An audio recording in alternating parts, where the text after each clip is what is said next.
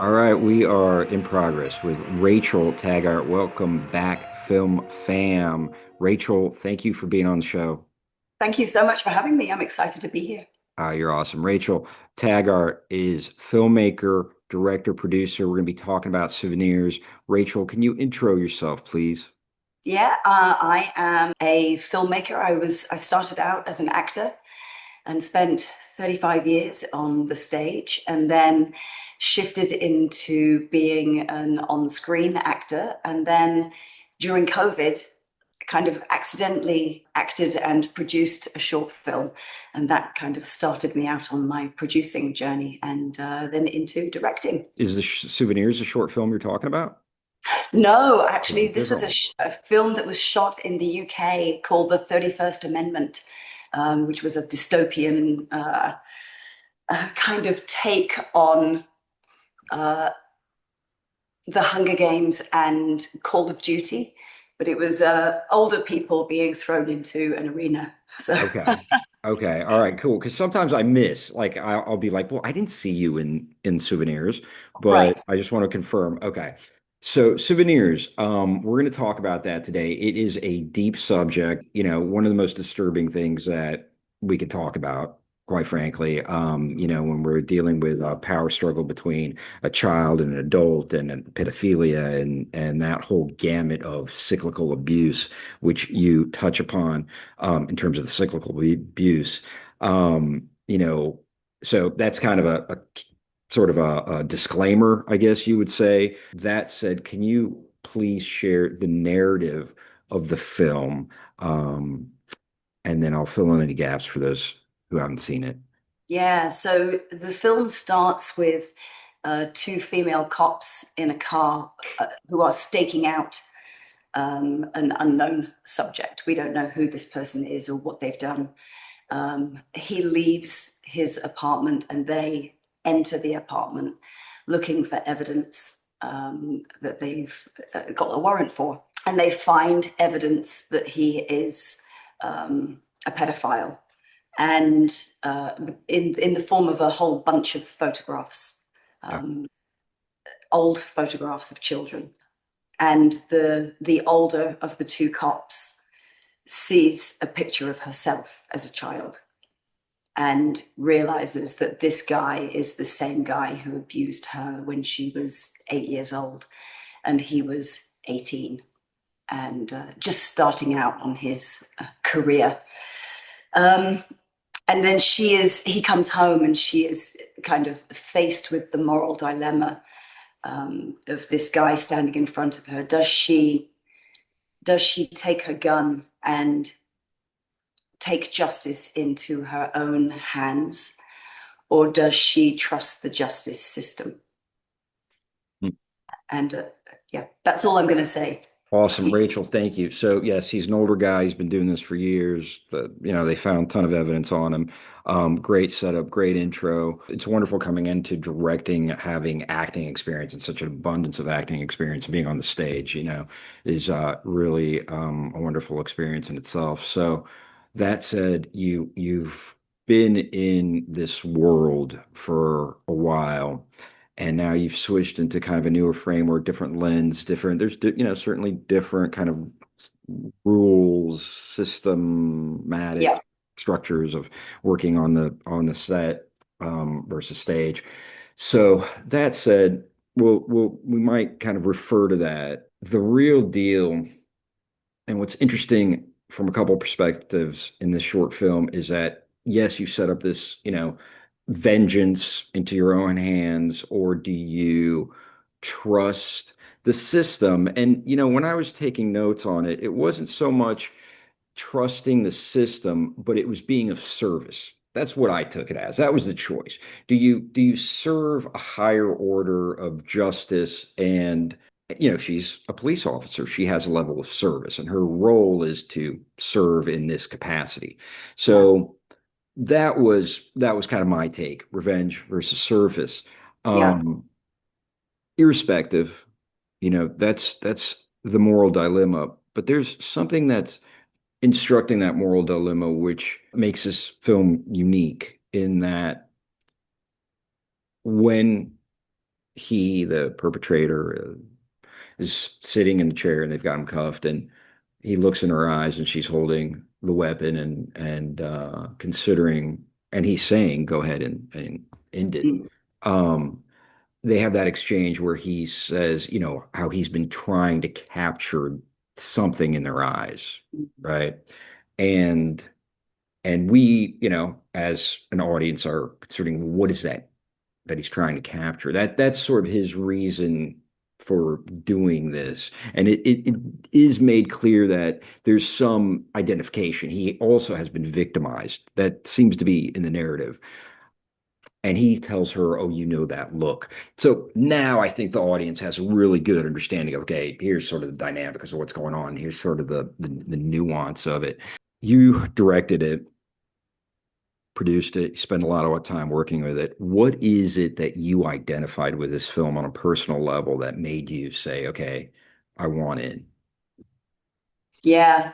Well, my older brother is currently incarcerated Oh, geez. for having for his crimes against a young boy, Mm, and he has a history of that.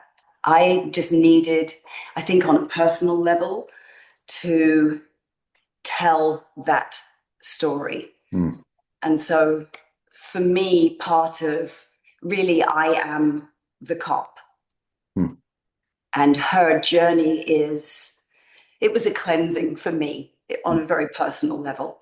A friend of mine once said, "Don't write from your wounds, write from your scars." And I thought that was a really smart way of thinking. So if you're writing from an open wound, it's really painful to write about. mm, mm, If you're writing or filming from something which is a scar, mm, mm. then it's had time to heal. And so my scars from childhood have had time to heal. And I had a lot of therapy when my brother was first incarcerated. And this telling is How old were you? when I was abused.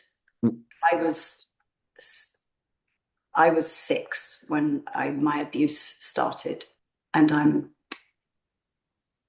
I'm good. Uh, Thank so you. yeah, Thank I'm you for good. sharing that. I actually meant, how old were you when your brother was incarcerated? I didn't Oh, I'm sorry. realize. Yeah, No, I mean, that's so, bold of you and generous of you to share. Thank you for both of those things. I think it's incredibly important to have people that are strong and healed and have um, a scar and not a wound, that are able to stand up and say, "This happened to me and healing is possible." So right. thank you. Yeah, thank you. And this with my brother has been 4 years, so Mm, that is very recent. mm, mm, Um, mm.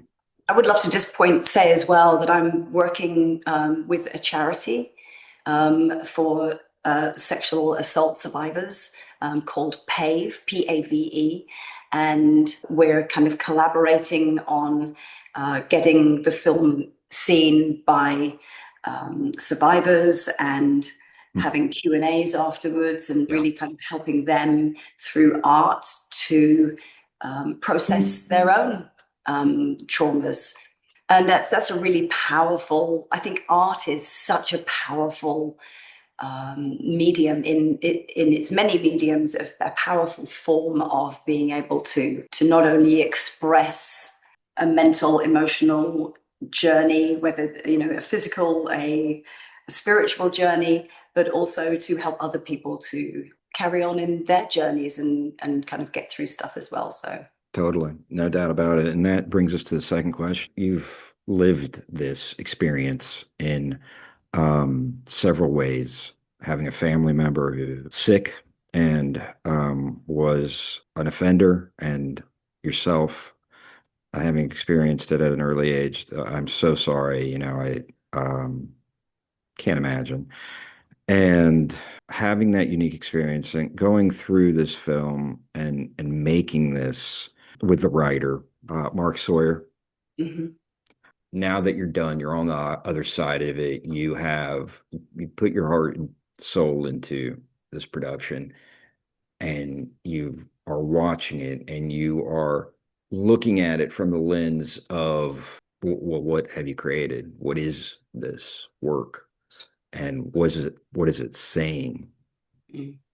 And you have a broken person, um, who has this life of misery, who is finally taken into some form of justice.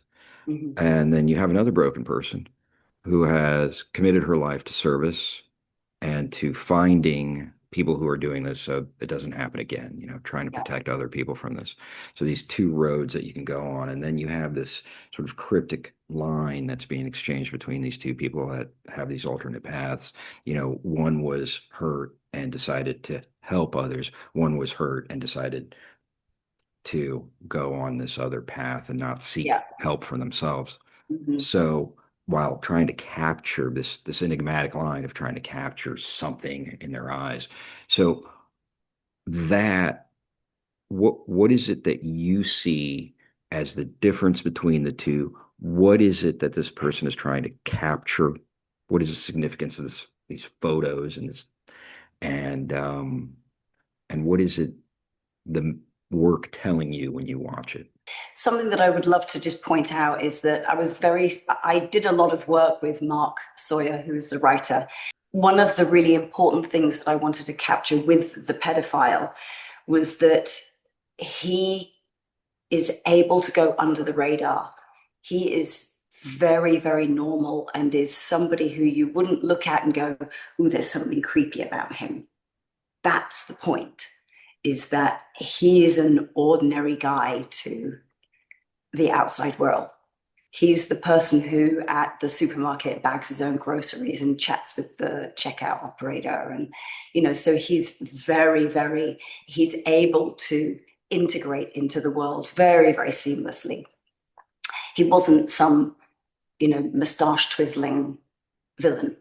And yes, the cop, the lead woman, Jaeger, she has buried her trauma. So she doesn't think about her trauma every day. She just wants to do the right thing, and the trauma comes up within the moments of this film.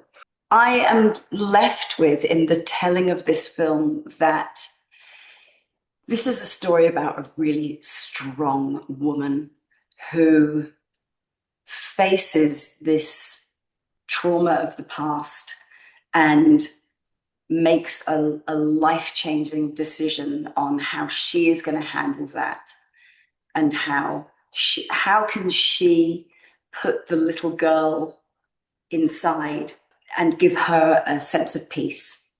What is going to do that for her, and how do we take our trauma, whatever that is, and move forward from that and create something positive from that. And so that's really the crux of the film for me, is how does she do that? How was I able to do that? How can we all take something that is horrific from our past and actually turn it around and reframe it so that it's doesn't make it any less horrific, but it might, I hate when people say this, but it might help somebody else in their journey, or open a conversation, or help them to be brave about tackling that or that person and having a voice. It's about having a voice. Mm, mm, mm. And I think there's nothing cliche in, because you kind of paused and you said, well, I hate when people say that and it might help someone else. There's identification. Who are we? Who are we? Are we us and them? Mhm. Is it a we? Is it an I? Does an I include this consciousness that we both share? So we all have the experience of being traumatized in some way, victimized in some way, and it is a part of us. And then what do we do with that part of us, and how do we heal that part of us, and how do we go on with our lives where we are reshaping that experience into something that we are gaining strength from, and able to continue to love one another and love ourselves in Yeah, that journey. And that's what we all share, and that is a choice that we come to. Do we become bitter, angry, and continue to abuse ourselves and others? And so many people do, and have, and I have, and I that's a very painful process. I'm sure you can sympathize with that. We've all kind of go through that journey. absolutely. And I think I allowed it to govern who I was until I was in my late 20s. And in my late 20s, I made a decision that it shaped who I who I was and how I behaved in the world and how I behaved to people and treated people. And I made a decision that I was going to stop that. Yeah, And it's been a yeah, conscious yeah, journey ever since then. yeah. Um, and it's an easier journey now that I'm in my late 50s than it was when I was in my late 20s. But I've had 20, 30, 40, 50, 30 years to Yep. practice Yeah. and Yes. refine Yeah. and think before I speak, Right. and I create damage, Yeah. and it's a process, It's a and process. Yes. it really is, and it doesn't happen overnight. If we choose to, we can allow our experiences to swamp us and to consume us. And if we allow ourselves to, we can shape our own emotional destiny. That's beautiful. Absolutely. Absolutely. It doesn't have to define who we are and how we see the world. And the pedophile in the film allowed it to. He knew what he was doing was wrong. Allowed it to. He continued it. Yeah. He Yeah. Yeah. continued Yeah. that, Yeah. yes, Right. and continued to Yes. allow the Yeah. excuses of, Right. well, this and that, Yeah. Yeah. and was in that moment where he's saying, do it, shoot Yeah. me. Yeah. That again is him saying, I have no control here. Right. And I would rather die by, lower my hand, I would rather die death by cop than live with the how I'm going to be treated in prison. Yeah. Yeah. And again, it's another, lack of accountability, lack of, or having, that Yeah. capacity. So Yeah. again, it's just, Yeah, yeah, yeah. The choice and having the strength and the willpower to say, okay, I am going to consciously choose my destiny and my future is a power that we have, and it is taking responsibility for ourselves and our lives and others. And the thing, refer back to that enigmatic line, think of what he may have meant, the character that and the writer is what is it that he's trying to capture, this thing of youth, this box of, and he's this particular look, and is it the moment where the innocence is broken? Is that what it is? And if so, that's kind of just being stuck in that moment, and sort of taking the whole subterfuge of victim to victimizer, right? So that's, well, I'm no longer a victim. How do I stop being a victim? Well, I can victimize. yeah, So, and that's a common role that people play out in all sorts of different contexts in our life. I mean, yeah. whatever kind of abuse and they may have had.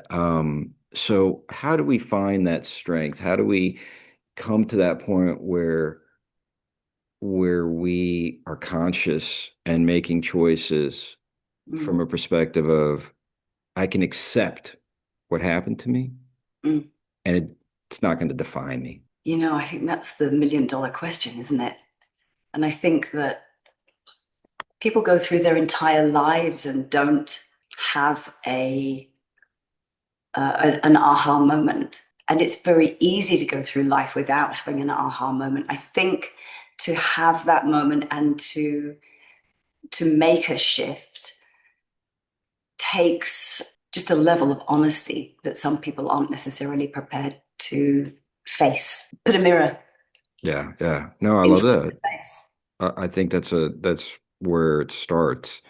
And, honesty begins with feeling the pain, the emotion, the embarrassment, the shame, the guilt, whatever Mhm. confusion comes with being captured and locked into a situation that's out of your control, and bearing witness to one's suffering can be very, very difficult.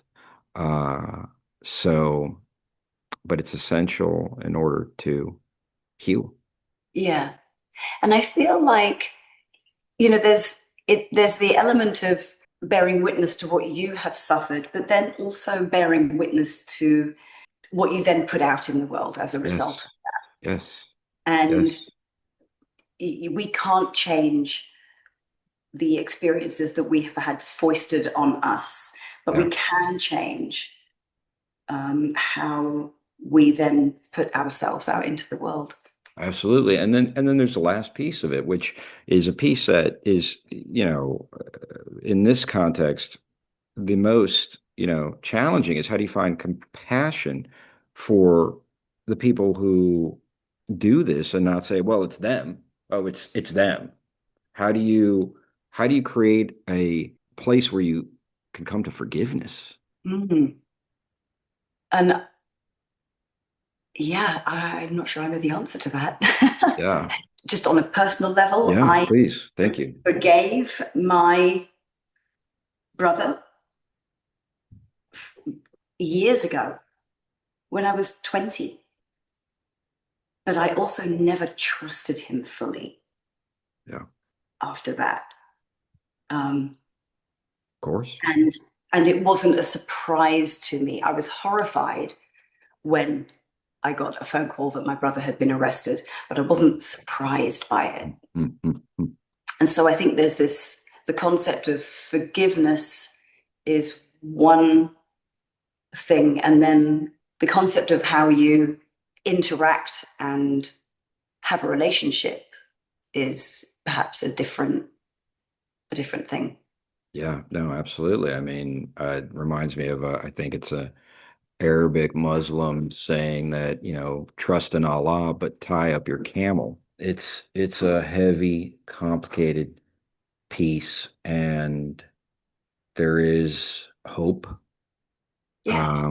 for people, and we will share the link to the organization that you're going to be working with to guide those people through this process. And thank you so much, Rachel Taggart, for the conversation, for coming to the show today. And I'm sending you blessings. And we are out with Play It Forward. Is there anything you'd like to share before we say goodbye? I would just love to share my thanks to Molly Muse Yes, for Molly Muse. suggesting me for this. And Molly and I have just wrapped a feature film together Awesome. we have been working on. So we've had an absolute blast working on that. She's an amazing filmmaker. So thank you, Molly. Thanks, Molly. And I look forward to hearing more about the feature. All right, Yeah. everybody. We are out on Play It Forward. Till next time.